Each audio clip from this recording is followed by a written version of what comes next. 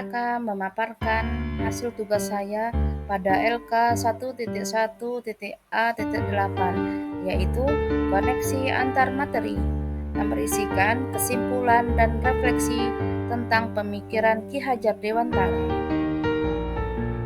Kerangka pembelajaran pada modul 1.1 diantaranya refleksi mulai dari diri, kemudian eksplorasi konsep, dilanjutkan dengan ruang kolaborasi, dan selanjutnya demonstrasi konseptual, elaborasi pemahaman, dan koneksi antar materi yang berisikan kesimpulan dan refleksi. Azas pendidikan menurut Ki Hajar Dewantara, yakni membedakan kata pendidikan dan pengajaran dalam memahami arti dan tujuan pendidikan. Pengajaran merupakan bagian dari pendidikan di mana terjadinya proses pendidikan dalam memberi ilmu atau berfaedah untuk kecakapan hidup anak secara lahir dan batin.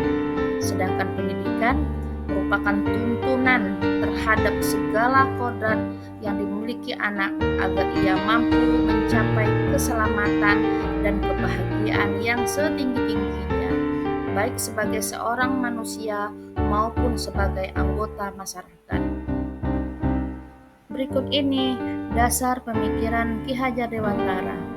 Yang pertama, sistem Among, yaitu menuntun. Yang kedua, sesuai dengan kodrat alam dan kodrat zaman. Yang ketiga, berpihak pada murid. Yang keempat, budi pekerti.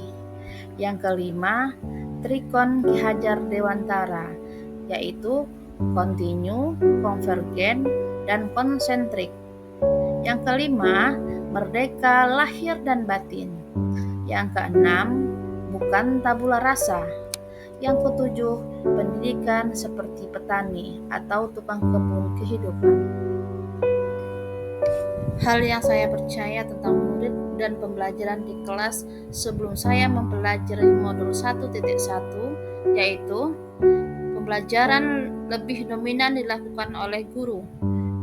Berikutnya, anak didik diperlakukan dengan cara yang sama.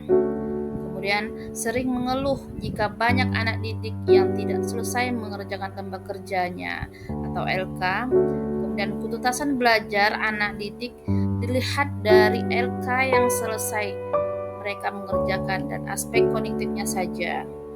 Kemudian pembelajaran lebih banyak dilakukan dengan membaca, menulis, dan berhitung saja. Dan terakhir, ketuntasan penyampaian materi itu lebih penting daripada memahami karakteristik anak didik. Hal yang segera harus saya terapkan agar kelas saya mencerminkan pemikiran Ki Hajar Dewantara. Yang pertama, mengenali karakteristik dan kebutuhan anak didik dalam belajar dengan menjalin komunikasi yang baik. Yang kedua, merancang pembelajaran yang bervariatif dan juga menyenangkan, yang mampu mengakomodasi kebutuhan belajar anak didik yang beragam dan sesuai dengan zamannya. Yang ketiga, melibatkan anak didik dalam kegiatan pembelajarannya atau student center melalui model pembelajaran yang bervariatif dan berbasis aktivitas. Yang keempat, pembelajaran dilakukan dengan cara menuntun, tidak menuntut. Yang kelima, pembelajaran tidak hanya berfokus pada kognitif saja, melainkan juga memperhatikan aspek afektif dan juga psikomotorik anak didik. Harapan kedepannya, guru dan murid dapat berkolaborasi untuk menginisiasi atau menciptakan kedalaman, yaitu rasa takjub dan kasmaran, rasa spiritual, intelektual, dan juga sosial untuk mencapai keselamatan dan kebahagiaan sebagai manusia. Selanjutnya, siswa dan guru merdeka belajar yang berkolaborasi bersama, menggali dan mengembangkan potensi siswa dan mengakomodasi karakteristik masing-masing untuk mewujudkan student well-being, yaitu selamat dan bahagia.